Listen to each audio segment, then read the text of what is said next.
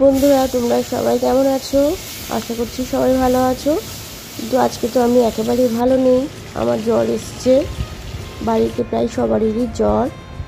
এই ওয়েদারটা একেবারেই ভালো না, সর্দি গরম লাগছে, ভীষণই গরম পড়েছে, তো ঘাম বসছে, যার জন্য জ্বর আসছে সবার।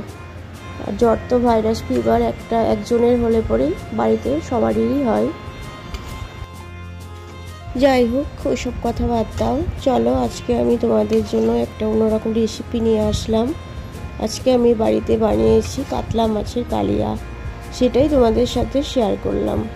যদি তোমাদের ভালো লাগে তাহলে please subscribe, share, like, comment করে আমার পাশে বন্ধু হয়ে থেকে যেও। তাহলে চলো আজকে রেসিপিটা তোমরা দেখে নাও। কাতলা মাছটা বাজার থেকে কেটে নিয়ে এসেছিলাম। মাছটা অনেক বড় ছিল। মাছগুলোকে আমি ভালো করে ধুয়ে নিয়েছিলাম। এরপরে মাছগুলোর মধ্যে নুন হলুদ মাখিয়ে মাছগুলোকে একটু ভালো করে ভেজে নিয়েছি। মাছগুলো একটু কড়া করেই ভেজে নিয়েছি। এবার মাছগুলো রান্না করার জন্য আমি একটা মশলা তৈরি করে নিয়েছিলাম। এখানে আমি দুটো পেঁয়াজ দিয়েছি, 6 কোয়া মতো রসুন দিয়েছিলাম, একটা গোটা টমেটো দিয়েছি, আদা দিয়েছি কিছুটা, 1 চামচ মতো জিরে বাটা এবং 1 চামচ মতো ধনে গুঁড়ো দিয়েছিলাম এবং 2 চামচ মতো টক দই দিয়েছিলাম। মশলাগুলোকে আমি ভালো করে ফেটিয়ে নিয়ে সেটা আমি তেলের মধ্যে কষাতে দিয়ে দিলাম। মশলাগুলোর মধ্যে দেখো তেল ভালো মতো ছেড়ে দিয়েছে। আমি আর একটু ভালো করে নাড়াচাড়া করলাম যাতে কাঁচা মশলার কোনো গন্ধটা না থাকে।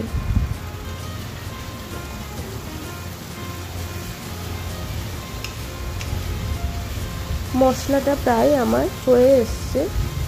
আমি এখানে কিন্তু কোনো শুকনো লঙ্কার গুঁড়ো দিইনি, আমি ওই মশলার সাথেই 2টো কাঁচা লঙ্কা দিয়ে দিয়েছিলাম। এবারে আমি মশলার বাটিটা ধুয়ে জলটা মশলার মধ্যে দিয়ে দিলাম এবং একটু ভালো করে ফুটিয়ে নিচ্ছি। একটু ভালো মতো ফোটানো হয়ে গেলে আমি যে মাছগুলো ভেজে রেখেছিলাম সেই মাছগুলো এর মধ্যে দিয়ে দিলাম।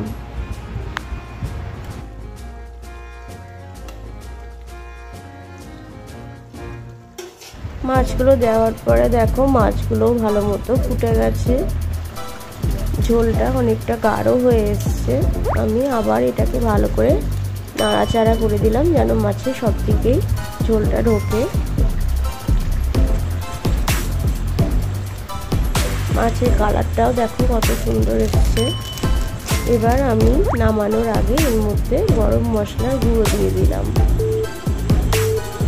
দেখো আমার মাছের কালিয়া, পাতলা কালিয়া কিন্তু রেডি হয়ে গেছে। যারা ভিডিওটা দেখলে এতক্ষণ ধরে তাদের অনেক অনেক থ্যাঙ্কস।